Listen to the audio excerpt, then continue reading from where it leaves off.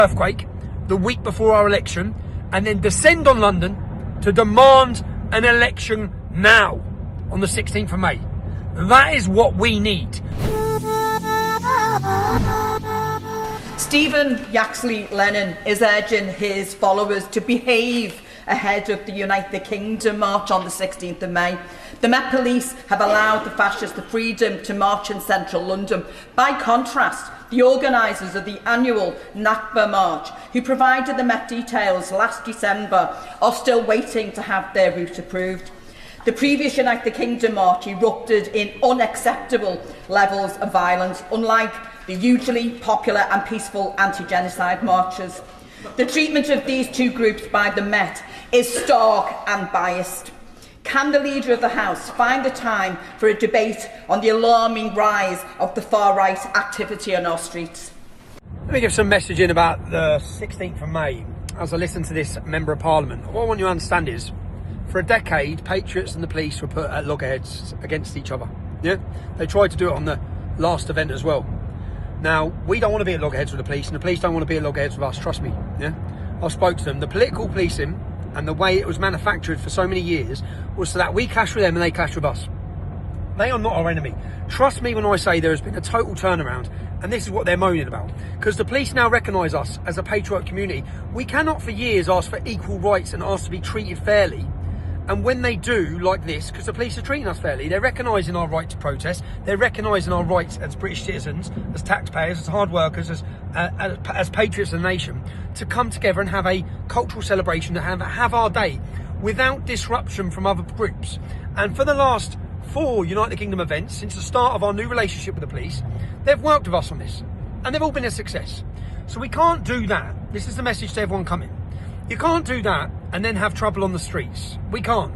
We can't have them fight in our corner for our democratic rights, because that's what the police are doing. Imagine the pressure they're under. Because the government want us to fail. Everyone wants us to fail. Yeah? So the police are fighting our corner to make sure we can have that event. And then have people turn up and being hostile to police officers on the streets. Some people are angry and frustrated. I get it. But don't be angry and frustrated with Joe Bloggs, officer, on the street. Yeah, who already has a difficult job to do, whose hands are already tied behind their back. They see firsthand the problems that we talk about. They see it. So on that day, on the 16th of May, when women are coming, children are coming, and old age pensioners are coming, because that's what comes to each one of our events, families are coming. Do not come and put fear into those people who come on the streets by acting aggressively in any sort of way. Do you know there was an event yesterday in Epsom, called on by Danny Tomo? Do you know crowds of young men turned up, and they stood firm. They didn't descend into anarchy. They didn't attack police officers. And from that, standing firm, they now have a meeting with the police about what's happening and what's happened. That meeting with the police would never have happened if they attacked police officers yesterday. It would have fed into the narrative that the media and these scumbags politicians like this bitch want to portray. It would have absolutely fueled the fire to then have an excuse not to talk to the community, not to listen to the patriots, not to listen to the people. It would have given them the opportunity to walk away. But because people behaved impeccably yesterday, well done everyone, well done everyone that attended yesterday's event. We need that same movement, and we need that same mindset on the 16th of May.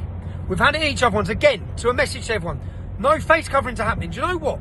They would love nothing more than people turn up with face coverings and turn up with anger. And then they would descend that trouble, descend the streets, and then the media would lap it up, and politicians like this would be repeating it over and over again about hooligans and thugs. So never give them what they want.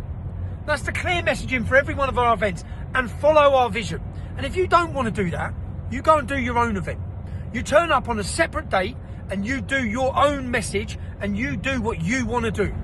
But do not hijack off the back of an event, for a cultural event, of families, women, children. Do not come and dare put fear into the young children and families that are attending our event. I understand your anger, people. I get it. I'm angry. And if I thought descending into anarchy would solve it, what would it solve? You saw what happened during the riots in 2024. Don't forget it. They locked up innocent men. They fed them to the wolves. I don't want you to be an innocent man being fed to the wolves in the prison system. I don't want it. I don't want you to end up solitary confinement like I did. I don't want anyone to go through that. But we want to send a loud message. We also want to give people on the political periphery whether it be Reform, whether it be Restore, whether it be Advance, whether it be any of these parties, we want to give them confidence. And trust me, they're going to get confidence when millions descend on that capital. They're going to know the winds are with us. They're going to know that it's a vote winner to stand with nationalism, to stand with patriotism, to demand remigration. They're going to know it. It's going to give all of them confidence. There's something far larger happening. There is spiritual awakening happening. So please come with the right attitude. Make sure the messaging is clear to everyone who's coming, to everyone who's going to descend on our capital city. We chose the 16th of May for a reason, because we looked at the local elections. It's your duty to get out and vote. It's your duty to outvote Labour, outvote the Greens, outvote them. Make sure there is a political earthquake the week before our election, and then descend on London to demand an election now on the 16th of May. That is what we need. That's the messaging. We're very clear about it. We are working tirelessly to put on a safe environment, and the police are working tirelessly to make sure we have a safe environment. And look how much it's upsetting our opposition. For the first time in 15 years, we've never been given equal treatment. We've never been respected by law. Our rights have never, they've been eroded and trodden on and abused. So when we get to a point, after 2 years of tireless work, where the police are fighting our corner and they're coming under attack by the establishment, do not let us down.